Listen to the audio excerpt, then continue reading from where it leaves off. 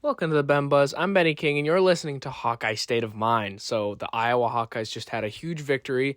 It feels off for some reason. It feels like it was too easy. It feels like this shouldn't be how it went down.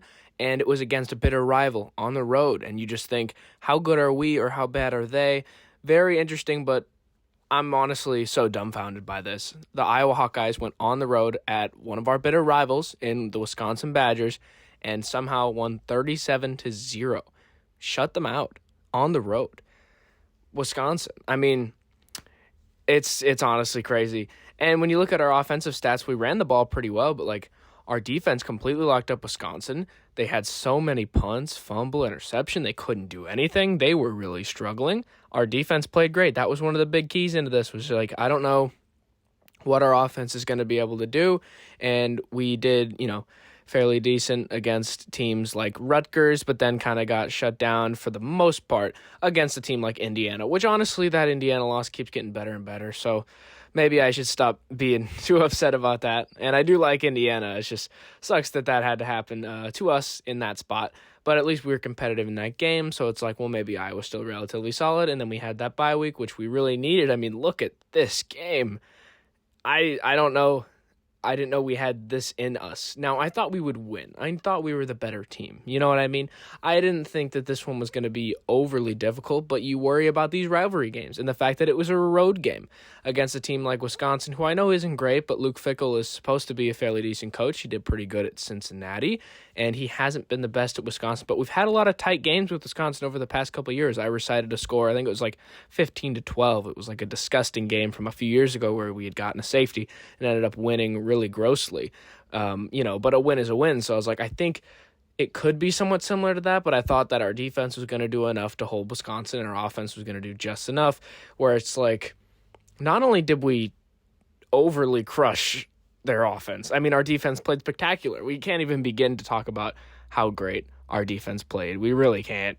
I mean, you got a guy like Aaron Graves, he got a pick. Bryce Hawthorne got a pick.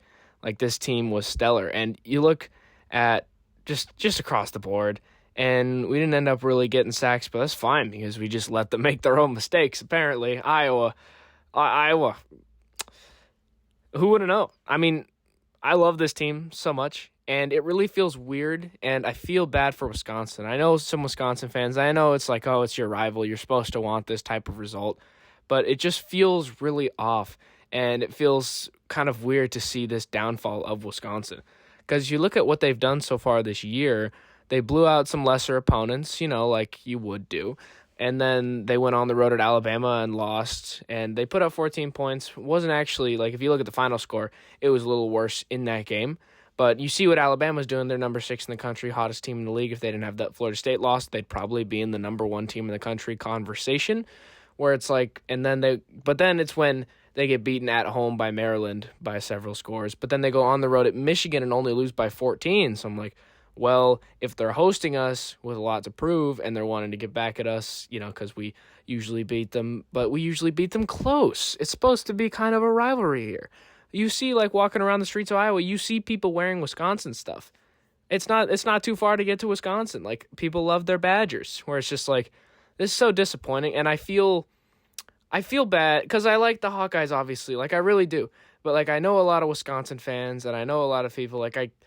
It's just unfortunate because you think about the people that paid to go to that game because it's a home game. They paid to see that. You know how many Wisconsin fans were there?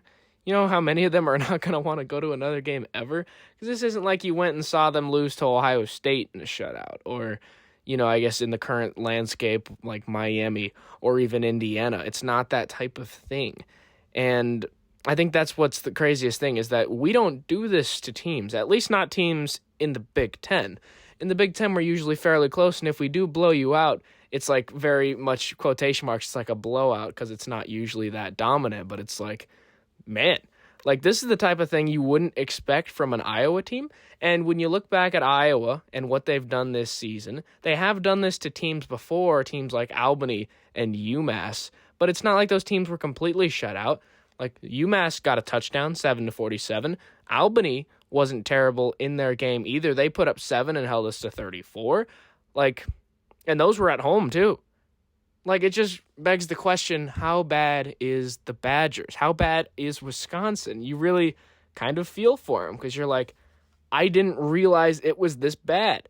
It's like, yeah, they're losing to teams, but they're putting up, a few scores against Alabama. They're putting up 10 points against Maryland. They go on the road and only lose by 14 against Michigan, who that does look worse because Michigan is now, of course, unranked after they kind of got housed, but they were on the road at USC.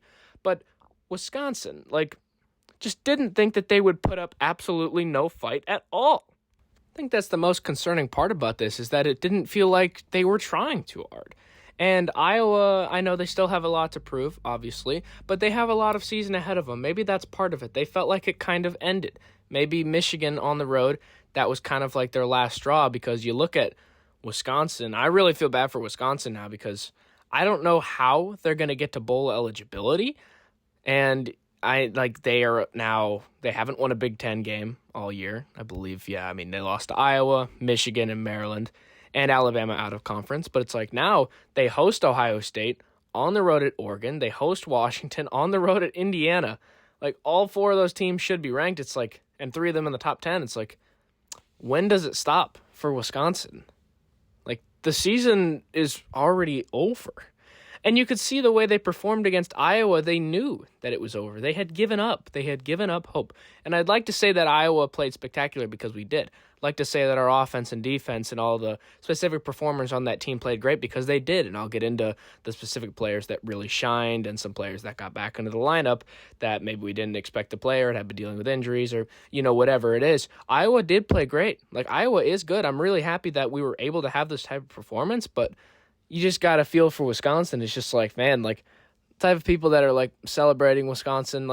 I get it, it's your rival, but it's like our rival they didn't play the game.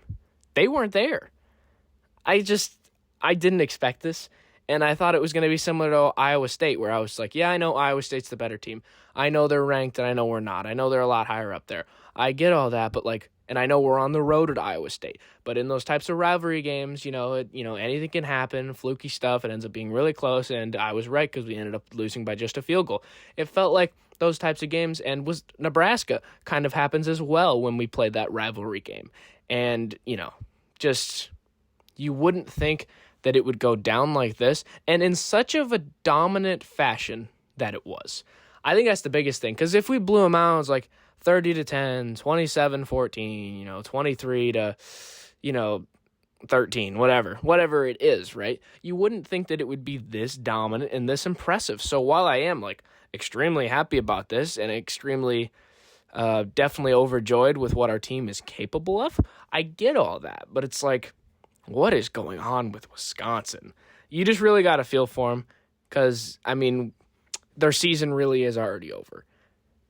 It really is. As you look at what they've done so far, they beat Miami, Ohio by 17, right? And then they beat Middle Tennessee 42-10. And it's so they started off 2-0, but going on the road at Alabama like that. And we know what Alabama is, so that's no shade at them, right? Honestly, this is just a really tough schedule for a team that's not capable of handling it, I think, is the problem. And now they, then they host Maryland and they lose, right? And then on the road at Michigan. And then you would think that when they would host us, they would kind of be like, this is our last chance. Because if you look at the rest of their schedule, this would really be their last push to try to get to a bowl eligibility spot, would be winning this game. Because you think if they win, then now they're, 3-3? Right? Because if they're 3-3, you think about what they could do with the rest of their schedule. Because regardless, I don't think they can beat Ohio State even at home. They're not going to go into Autzen Stadium at number 8 Oregon and win. They host Washington. They can't win that game. I'm sorry. And then they're on the road at Indiana. So it's we know what Indiana is. Turns out Indiana is super impressive and extremely, extremely well coached. So there's no way they go into Bloomington and win that one. And then it's you look at the rest of their schedule. They host Illinois and on the road at Minnesota.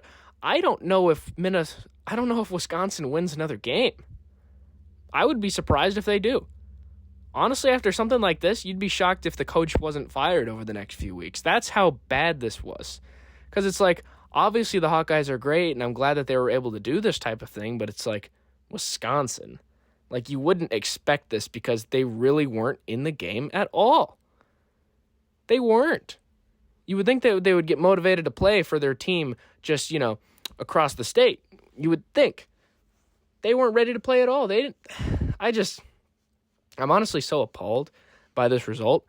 And obviously I love the Hawkeyes. Obviously I love everything Hawkeye. I get all that, but it's just like, how did this happen? It's honestly stunning. And, Iowa's great. Iowa's great. This is a great performance for Iowa, but you really wouldn't expect it in such a dominant fashion. And you really got to feel Wisconsin because their fall from grace. And I know they haven't really been that great. They made the Big Ten championship like a decade ago or something like that. But it's just like the season really truly is over. And the fact that they were so lifeless, the fact that they didn't put up a fight at all, even if you watch the game, like you felt like Iowa kind of does this where they go up by a little bit or it's like 20-10 or something like that, but they slowly let the other team back in it. But Wisconsin did nothing all game. And Iowa wasn't overly impressive. Now, Mark Gronowski, he did end up playing. We were a little worried going into it. He got injured in that Indiana game. Didn't really play in the fourth quarter of that one. And I do believe that if he was in the lineup for that game, I feel like Iowa would have had a better chance.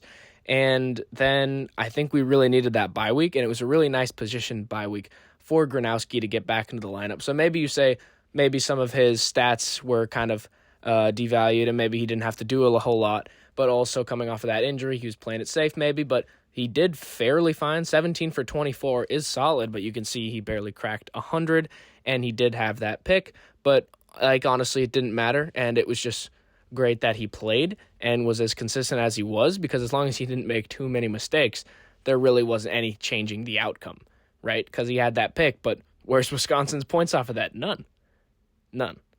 Kamari Moulton, once again, had a great game. He really came out against Rutgers. He did great in that one and then did spectacular against Indiana. Moulton's really good, and 15 carries, 96 yards, and a touchdown. Coming into this year, we're like, okay, Williams is the guy. Patterson's the guy, my bad. Where it's just like we're kind of swapping out. But no, it is Moulton. Now, speaking of Xavier Williams, he did end up getting back in the lineup and had a great game as well. He ended up having more scores, not as many yards, and about half the carries. But Xavier Williams, we've been missing him. He had his big game against Albany and then was fine, but then Patterson kind of started to take over. Then Patterson tweaks his ankle, and then Moulton kind of takes over. And then against UMass, McNeil takes over. It's like we're really deep at the running back position. So it was nice to see Xavier Williams get back into the fold there. He had 7 carries, 55 yards, 2 touchdowns. Xavier Williams was really great. And then McNeil as well, 9 carries, 40 yards. And we started to involve Weegan a little more. He had a carry for 10 yards. We tried to involve him more in the receiving game. Didn't end up panning out too much, but Weegan was fairly solid. And then Gronowski scored a touchdown with his legs as well. So that was a solid play. And honestly, you look at the final score, we really didn't need a lot of these touchdowns. Not that's fine though. I'm really just surprised that this wasn't closer. I'm just surprised that Wisconsin didn't do anything. I think it's the biggest thing, because you think about rivalry games, and you get those players motivated, and you get them really something to play for, but it sounds like they were just kind of give up, and that there wasn't anything to play for, according to them, I suppose. Maybe that's the mindset, I guess. And we had said a big key to winning was going to be how we were able to deal with field position. Ended up not being such a super big factor. And as we've said, the score was not close.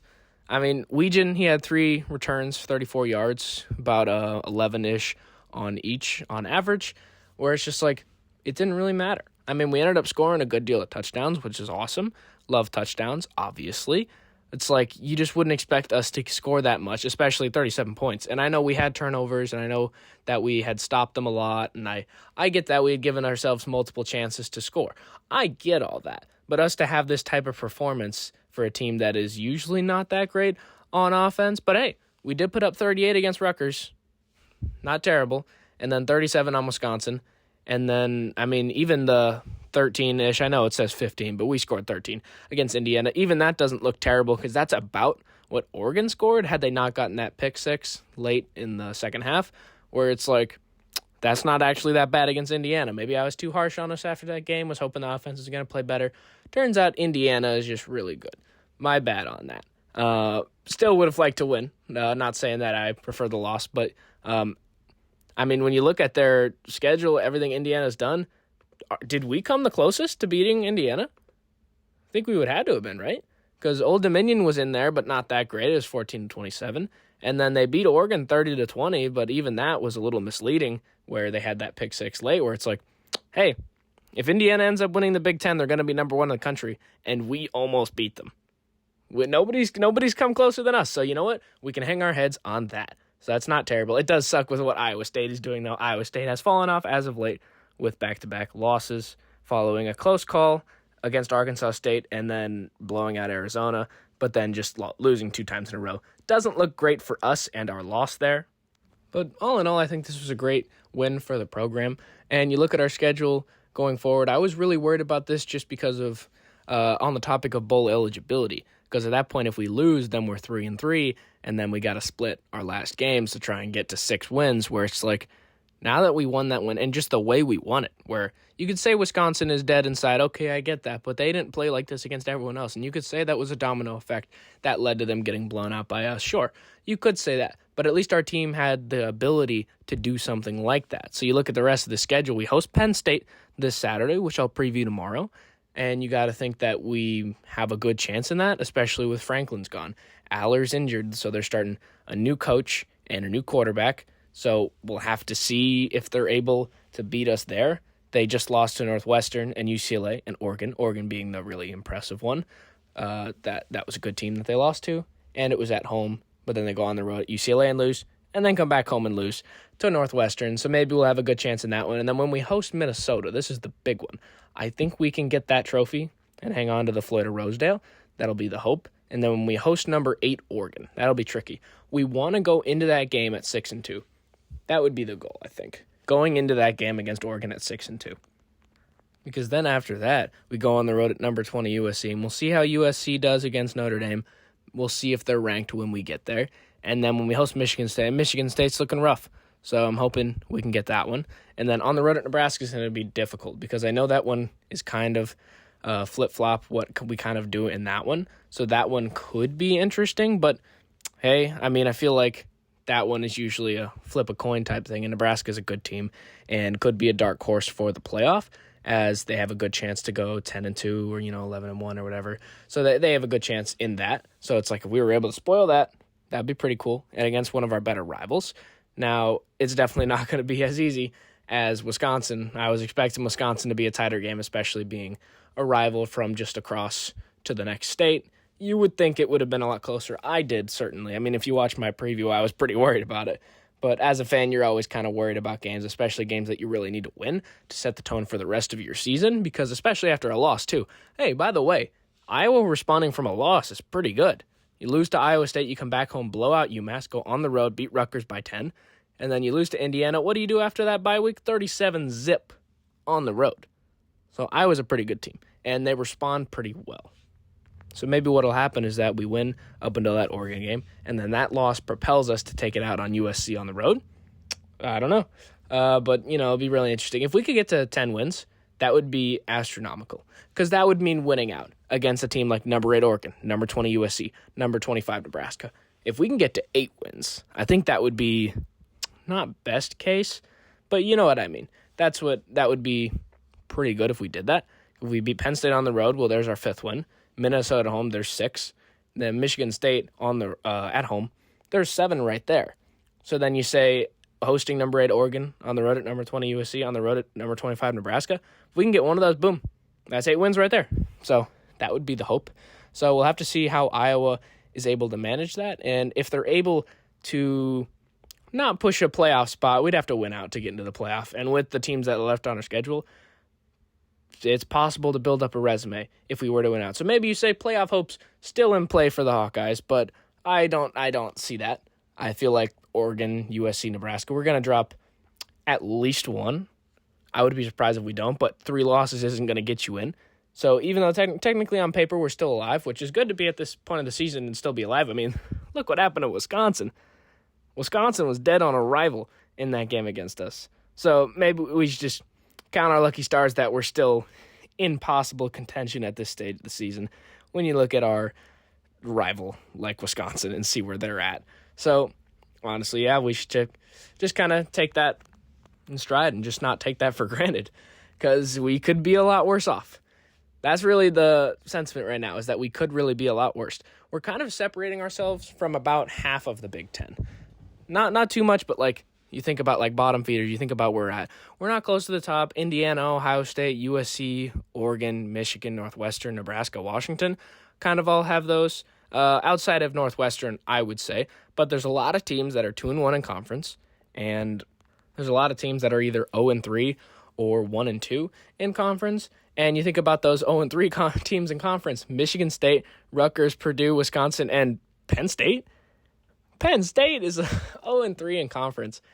Absolutely wild. So we're still, if you think about it, like the top two teams that are undefeated, they're both 3-0. Outside of that, we have one conference loss, just like a lot of the other teams that are kind of on our sort of level, where it's like if Ohio State or Indiana slips up, maybe Iowa would have a chance to slip into that Big Ten championship game. No, I don't think that's going to happen, but I'm saying it's still mathematically possible. So that's great to be at this point of the season and still have that type of chance.